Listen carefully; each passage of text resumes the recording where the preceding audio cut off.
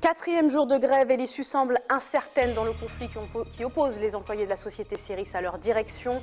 Ce matin, des représentants du personnel, du CNES et de la direction se sont rencontrés au CSG, réunion infructueuse.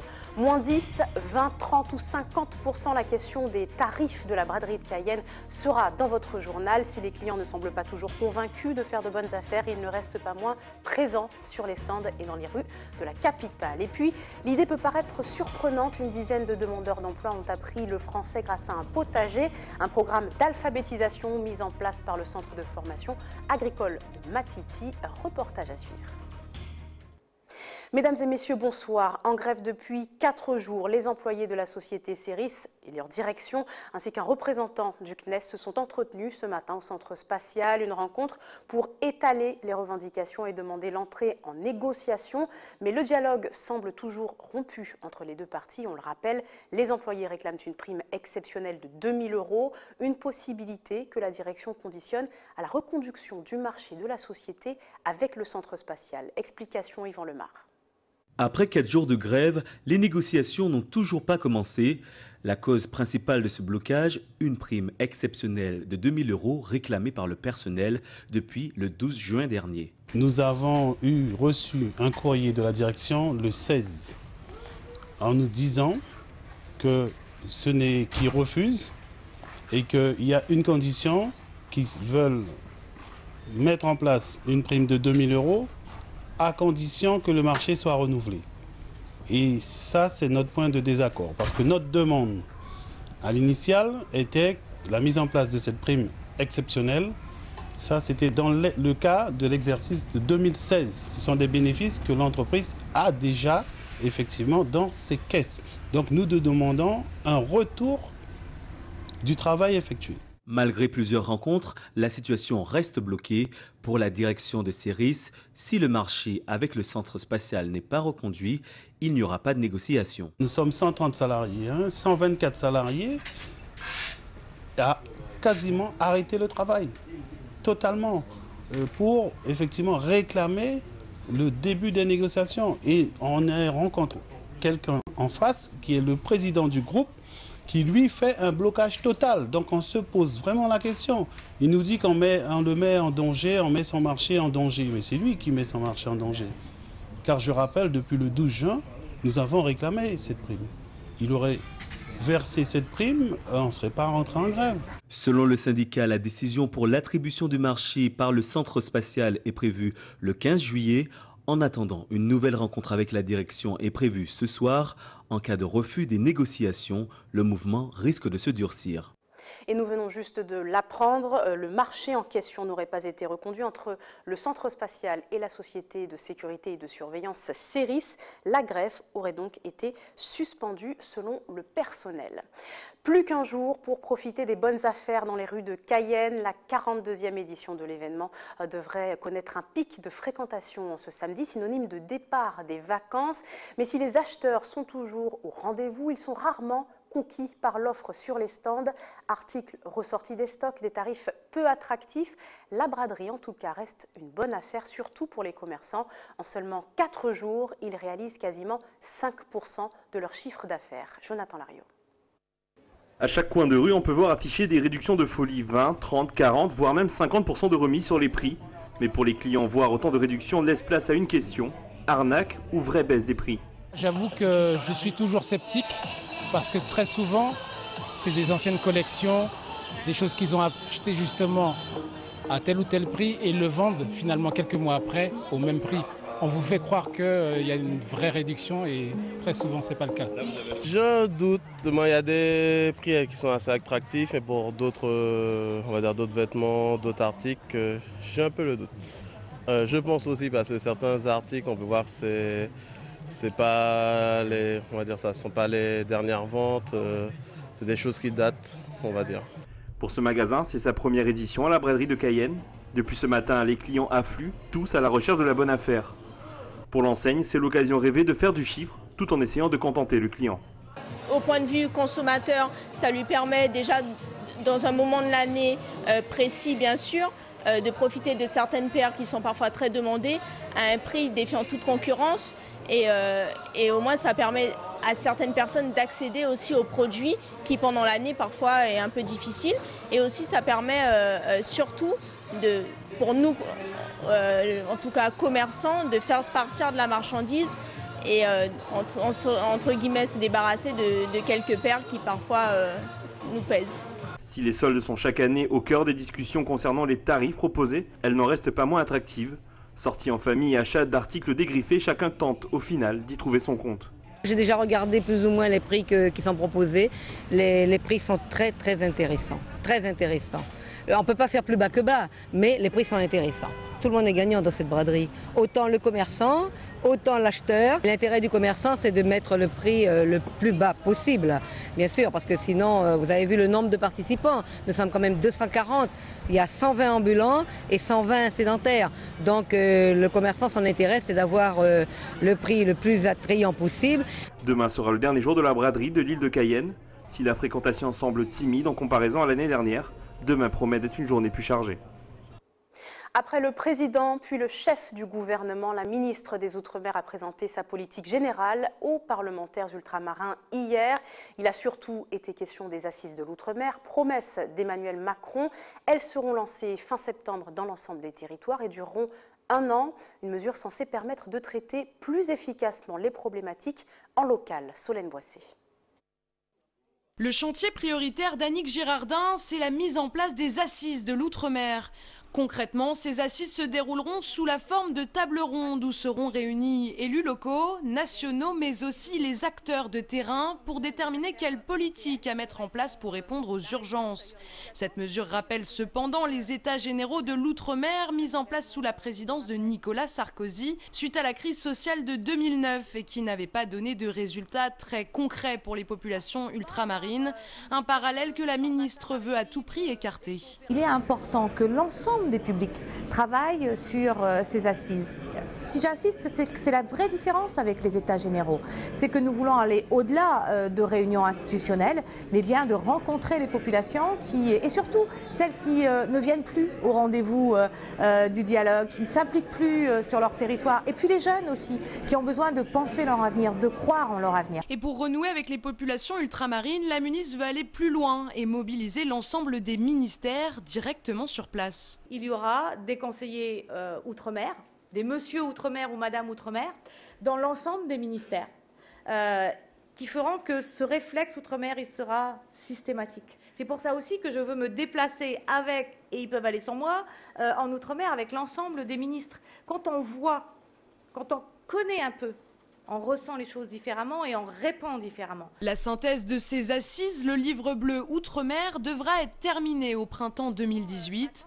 Et pour son deuxième déplacement en territoire ultramarin, Annick Girardin se rendra en Guyane entre fin août et fin septembre. Et puis on le rappelle, la réunion du comité de suivi pour l'accord de Guyane est prévue mardi en présence de la ministre des Outre-mer, des représentants du collectif pour la Guyane décollée ainsi que les parlementaires, mais aussi le président de l'association des maires. On poursuit avec cette nouvelle étape dans l'opération Déposer les armes en Martinique. 246 armes ont été détruites hier après-midi afin de les supprimer définitivement du circuit. Opération assurée par une entreprise de transformation de métaux. L'entreprise devrait ensuite offrir une seconde vie plus pacifique à tout cet arsenal. Reportage Loïc Régis. Un arsenal broyé et hors d'usage. 246 armes collectées durant plusieurs semaines de campagne. Pour cette troisième opération en 4 ans, le nombre de pièces détruites est moins important que les années précédentes. C'est tant mieux. Pour autant, il y en a encore 246. Et c'est vrai que la réflexion que nous menons, je pense utile, en accord avec M. le procureur de la République, que nous puissions, à échéance régulière, continuer de mener ce type d'opération. Parce qu'encore une fois, ne serait-ce qu'une arme aurait été déposée, retirée de la circulation, si je veux dire, ça aurait été un succès. La collecte reste malgré tout impressionnante. Des fusils de chasse, mais aussi de nombreuses armes de poing ou pistolets d'alarme modifiés, déclarés ou non, Les propriétaires de ces objets échappent à toute poursuite pour détention illégale. Et les personnes qui remettent ces armes-là ont naturellement, et c'est le contrat, je dirais, la certitude qu'elles ne feront pas l'objet de poursuites. En revanche, ces armes font tout de même l'objet d'un examen scientifique afin de s'assurer de ce qu'elles n'ont pas servi à la commission de faits de nature délictuelle ou criminelle. Détruire ce stock, c'est aussi lutter contre le trafic et la circulation des armes en Martinique, tout simplement réduire leur impact dans la société. Le constat qui est fait, c'est qu'il y a quand même beaucoup de conflits entre les personnes, parfois entre les délinquants, qui se soldent par l'usage d'armes, usage qui est, je dirais, désinhibé en quelque sorte, puisque certains individus, sous l'effet de la colère, n'hésitent pas à faire feu avec leurs armes. Et donc diminuer le nombre d'armes, c'est forcément une chose positive. Une démolition qui s'est déroulée sous bonne escorte. Après les armes, les cartouches. La semaine prochaine, 7140 munitions seront détruites par une équipe de démineurs. Apprendre le français dans le potager, c'est l'initiative surprenante mais non moins efficace du Centre de formation agricole de Matiti. Il a mis sur pied un programme de 8 mois qui associe l'étude de la langue et de la culture, l'étude de la langue avec la culture des fruits et des légumes, formation suivie par 10 femmes en recherche d'emploi et restituée ce matin à la maison de quartier de Soula 2. Reportage signé Ayodele Germa. Maïdala passe en revue le potager, résultat de son travail et de celui d'une dizaine de femmes du quartier de Soula. Aubergines, choux, calous, 8 mois après les semis, leur labeur commence à porter leurs fruits. On a planté aubergines, bananes, ciboule, basilic, tu vois, il y a beaucoup de choses ici. Oui. On a planté concombre-lange. Beaucoup bêtes. Suivi par une formatrice du centre de formation agricole de Matiti, le potager devient un lieu d'apprentissage de la langue de Molière, avec des mots de vocabulaire liés à la culture de la terre. C'était intéressant de les avoir toute l'année et puis dans un cadre qui ne soit pas spécialement scolaire, en fait dans un potager. Il y en a pas mal qui avaient déjà fait des abattis et puis des abattis très différents parce qu'on avait à la fois des personnes d'Haïti, des communautés donc Saramaka avec des personnes qui venaient du Suriname, des personnes qui venaient du Guyana. Quand on travaille de toute façon, quand on met en place, qu'on travaille la terre, on doit communiquer entre nous. Et donc là, c'était en français. Pour ces femmes en recherche d'emploi, ce potager est un lieu propice pour prendre confiance en soi. C'est bien parce que d'abord pour apprendre à parler français, quand on arrive, là nous arrivons dans le bureau en fait, il faut que nous parlions français. Et pour ça, nous venons ici pour nous apprendre à parler français et potager aussi. La semaine prochaine, ces femmes récolteront le fruit de leurs efforts, en même temps que quelques mots de vocabulaire supplémentaires. Nos Yanadoko ouvrent le bal de la Gold Cup ce soir. Les hommes en jaune et vert s'apprêtent à affronter la sélection canadienne sur la pelouse des Red Bull de New York. Une grande première pour la Guyane qui se jouera à partir de 20h, heure de Guyane, et on l'espère qui durera jusqu'aux phases finales. Mais notez que Florent Malouda ne disputera pas le match ce soir pour un point d'achoppement dans le règlement. Quelques images avant le match.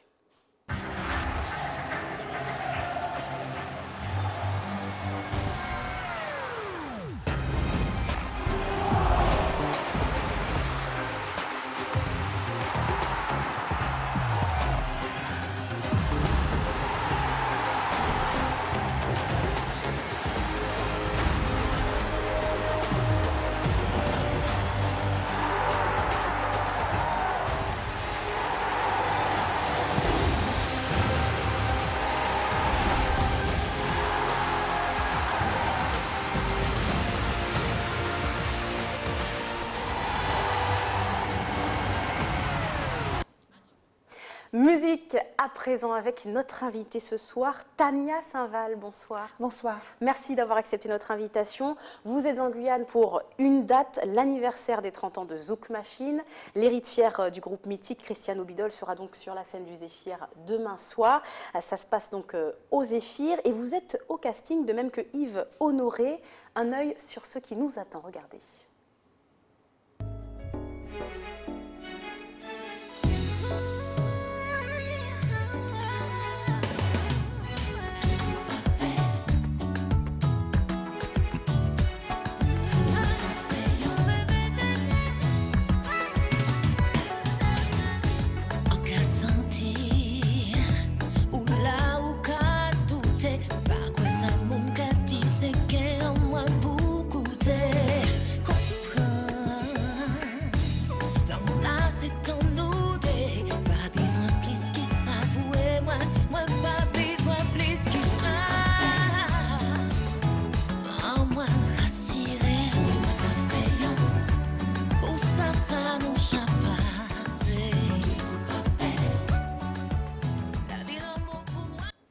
Alors c'est bien vous, Tania Saint-Val, qu'on vient de voir, et votre clip Doudou Papet. Mais avant quand même de parler de vous, de votre parcours, on revient sur ce groupe Zouk Machine. C'est un groupe donc avec lequel vous avez quand même collaboré dans les années 80 notamment. Vous allez nous expliquer. Mais qu'est-ce que déjà ça vous fait? Qu'est-ce que ça vous procure de revenir sur scène avec Zouk Machine? Ça va être complètement nouveau. Ce sont des super souvenirs. Zouk Machine pour moi c'est le début de ma carrière. C'est plein de souvenirs. Le Burkina Faso, on a fait de belles rencontres, que ce soit au Sénégal, en Côte d'Ivoire. À l'époque, le zouk avait avait pris une telle dimension avec le groupe Kassav. Donc voilà, c'était une nouvelle musique. C'était l'effervescence. Donc c'est des super souvenirs. Et là, Christiane a fait appel à moi pour les 30 ans de Zouk Machine. Donc je suis ravie. Ça va me permettre de revoir l'équipe, de revoir un peu Yves Honoré. On se voit de temps en temps. Avec Yves surtout, on a eu l'habitude de partager la scène, avec Christiane aussi. Donc je pense que ça va être un grand moment, un très bon moment. Donc l'équipe est prête, tout le monde est prêt pour faire un très beau concert. Et moi, bien sûr, j'aurai la tâche d'essayer de chanter aux côtés des filles. En tout cas, vous aussi, Tania Saint-Val, avez fêté vos 30 ans de carrière récemment, en fin d'année dernière, avec notamment la sortie de votre 19e album, un double album intitulé Voyage entre soleil et lune. Il fait partie d'ailleurs, le titre qu'on vient de voir à l'instant, fait partie de cet album-là. Vous racontez un univers donc entre le soleil et la lune. Expliquez-nous ce que vous voulez dire par là. Alors moi, c'est vrai qu'on aurait pu tabler sur les 30 ans, mais j'ai pas voulu fêter 30 ans parce que je me suis dit, après je vais fêter 50, 70, on va où? Je me vois pas quitter la scène comme ça. Non, j'ai voulu tout simplement offrir à mon public un bel album avec 2 volets, le côté soleil, zouk, et le côté lune avec quelque chose de plus pop, créole, jazz. On ne sait pas encore comment on va appeler ce type de musique, mais j'aime beaucoup ce type de musique parce qu'aujourd'hui, je me rends compte, et puis c'est vrai que je me suis un peu assagie, et j'ai envie d'aller en profondeur avec les choses, raconter de vraies choses intéressantes. Et puis je me suis entourée de jeunes de la nouvelle scène jazz antillaise, caribéenne. Donc voilà, quoi, c'est vraiment un album avec 2 profils, mais les 2 univers de Tania. Et c'est vrai que j'ai tendance à aller dans l'autre univers qui me correspond aujourd'hui parce que je suis fan de musique et aujourd'hui j'ai envie de raconter des choses, j'ai envie d'entendre les musiciens jouer et voilà, quoi, c'est ça tout mon bonheur.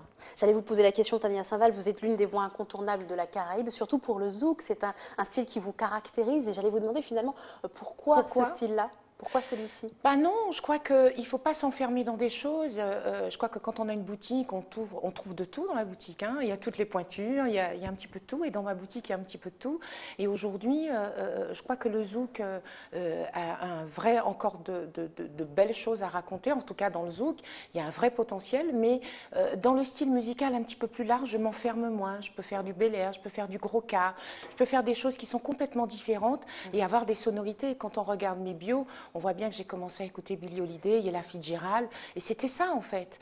Et j'ai foncé dans le zouk parce que c'était notre musique, à écouter Jocelyne Béouard, à écouter Marie-Josée Ali, Caressez-moi, c'était ça, quoi. Voilà, j'écoutais ça, donc j'étais emmenée naturellement dans cet univers-là.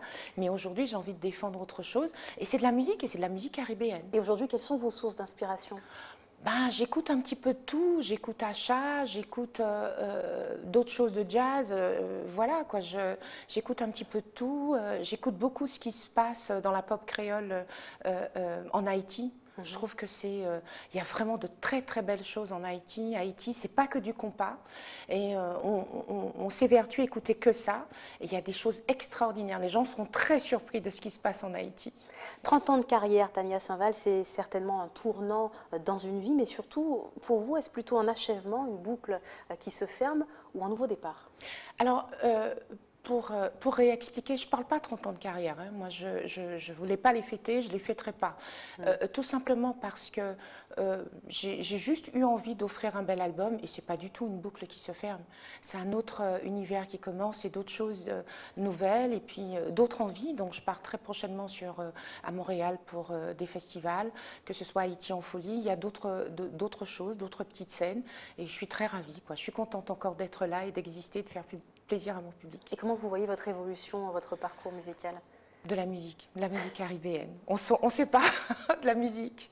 J'ai envie de vous demander que reste-t-il de toute cette passion de la musique aujourd'hui? Alors bien sûr, c'est pas fini, on entend bien, et notamment avec ce 19e album, mais toutes ces années de travail et de construction, aujourd'hui, qu'est-ce qui reste? Qu'est-ce qui vous porte encore?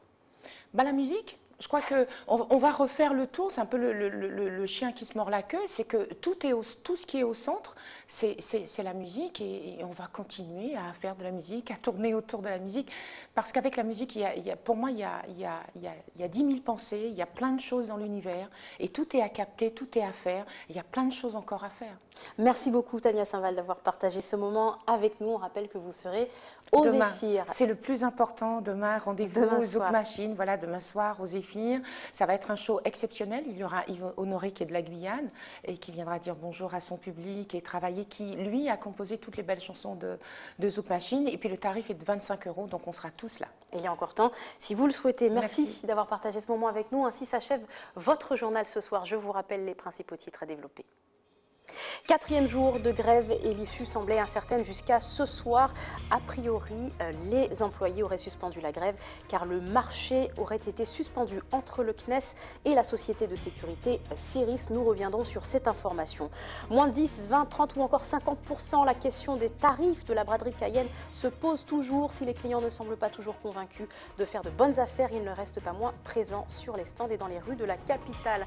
Et puis, l'idée peut paraître surprenante. Une dizaine de demandeurs d'emploi ont appris le français grâce à un potager, un programme d'alphabétisation mis en place par le centre de formation agricole de Matiti. Merci d'avoir été avec nous. Ne manquez pas tout de suite l'information nationale et internationale. Ce sera juste après la météo. Très bon week-end à vous. On se retrouve lundi.